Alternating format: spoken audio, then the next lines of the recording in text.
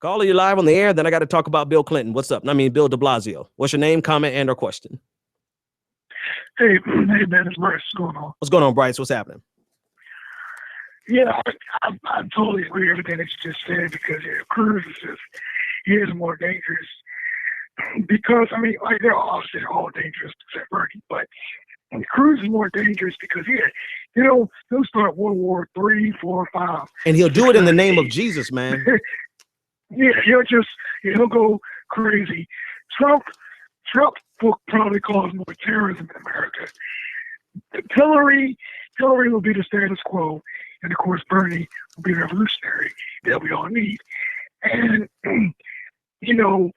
Bernie is doing a good job, and I still think he's going to win. I still believe it to the day that he don't win.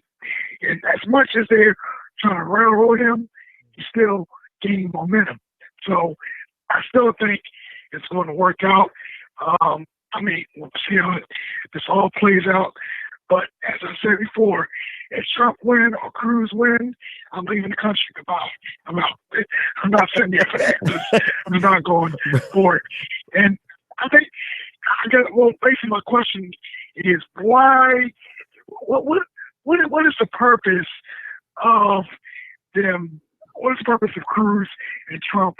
What is the purpose of them having this type of mindset, pulling out all the races, all the xenophobes? What is their purpose? What is there to gain? Good question. The main question is, what is there to gain, not only for them, but what is it there to gain for the status quo, for the continuing the downfall? Yeah. What is I got you. Here's a question. Here's the answer to your question. Thanks for the call, Bryce. So it actually goes back to the article I was just pulling up from the Boston Globe, discussing the number of Democrats in Pennsylvania who defected to the Republican Party. So since 2012, just in 2016 alone, 89,000 Democrats left and became Republicans, while 60,000 Republicans left and became Democratic, a net of 29,000 votes. That's enough to swing some districts, some counties. And there's a particular county where 7 times the number of Democrats left to become Republicans in Pennsylvania than the reverse order. So, and these counties have been gutted economically. They're rural. They're outside of the metropolitan area. And I'm answering your question the long way around. They're outside of the metropolitan areas, and they were gutted by international trade. They were gutted by globalization and outsourcing. And so that appeals. The article was written by Jim O'Sullivan in the Boston Globe. He was pointing out that these are your blue collar Democrats who are also socially conservative, and they have culturally conservative was his exact words, and they have this fear of America's downfall.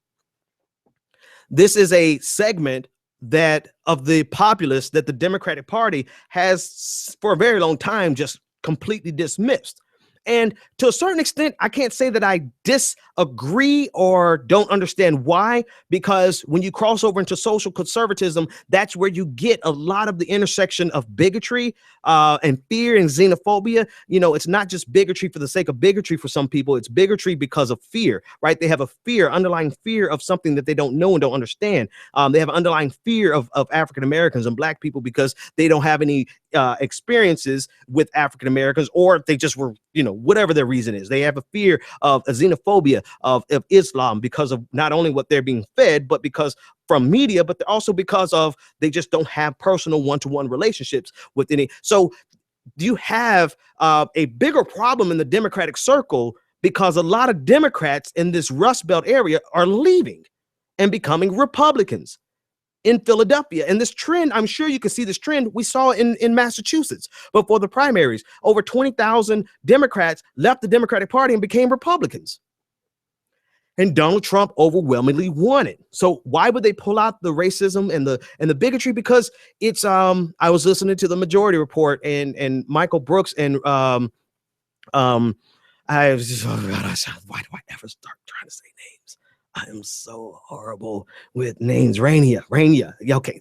I can't pronounce her last name. Kalik. So I'm sorry. I'll hit you in DM. But anyway, they were discussing that that's its own type of identity politics. It's an identity politics that Republicans play, that hint, hint, wink, wink, Democrats also play.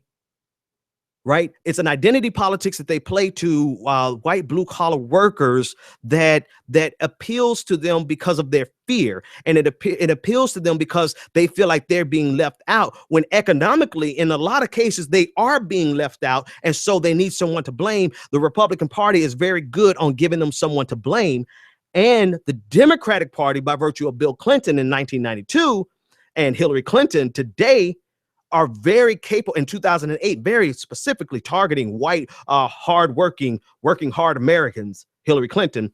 They're able to connect with those blue collar people and let them feel as though I identify with you and I can put these black people in their places.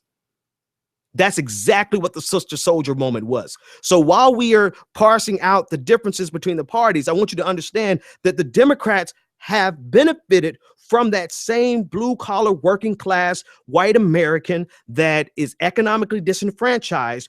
But instead of addressing the reasons they are economically disenfranchised, they both give them their own version of identity politics and play to their lowest common denominator.